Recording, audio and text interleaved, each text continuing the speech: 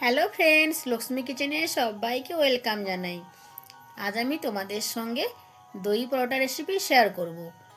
একদম হেলদি একটা tiffin recipe, তোমরাও বাড়িতে সহজে এভাবে বানিয়ে ফেলতে পারবে। অবশ্যই তোমরা ভিডিওতে প্রথম থেকে শেষ অবধি দেখতে থাকো। এখানে আমি একটা পাত্র নিয়েছি আর নিয়েছি 1 বাটি টক দই। টক দই ভালো করে ফেটিয়ে আমি দিয়ে দেবো পাত্রের মধ্যে।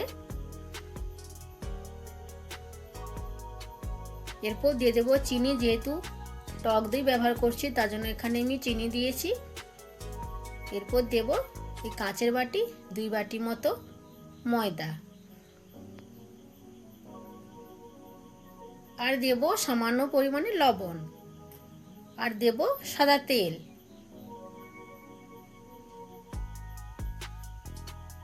এই পরোটা রেসিপি খুবই কম তেলের মধ্যে ভাজা হয়ে যায়, খুবই হেলদি খাবার। তোমরাও এটা বাড়িতে বানিয়ে ফেলতে পারবে, খেতে কিন্তু খুবই ভালো লাগে, সুস্বাদু। দেখো আমি একটা বড় ডো করে নিয়েছি।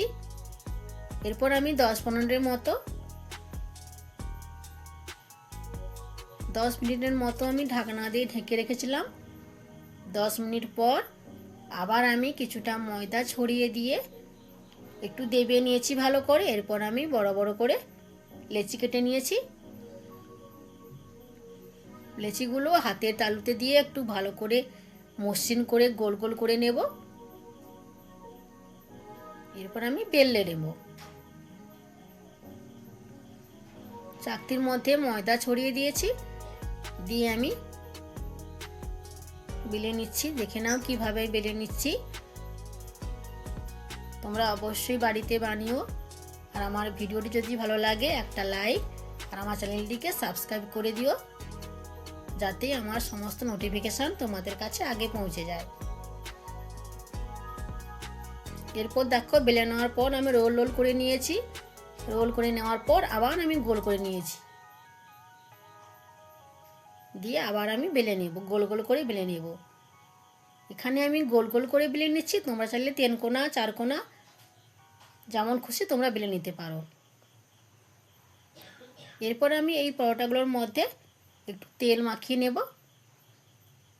2 পাশ তেল দিয়ে আবার একটু পাতলা করে বেলে নিচ্ছি। দেখো আমি সবগুলো বেলে নিয়েছি। এরপর আমি ফ্রাই প্যানের মধ্যে দিয়ে একটু ভেজে নেব। প্রথমে আমি তেল দেব না, এমনি ভেজে নেব। তারপর অল্প অল্প করে তেল দিয়ে ভেজে নেব।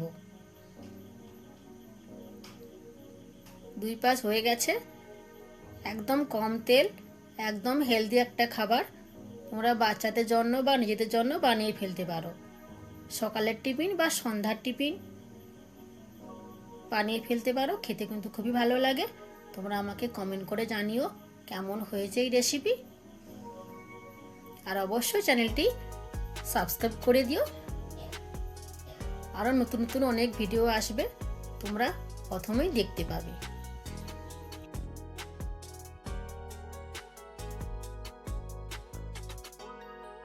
দেখো 2 পাশ কত সুন্দরভাবে লাল হয়ে গেছে। এইভাবে আমি একটা একটা করে ভেজে আমি নামিয়ে নেব। আবার একইভাবে আবার একটা পরোটা আমি ভেজে নিয়েছি।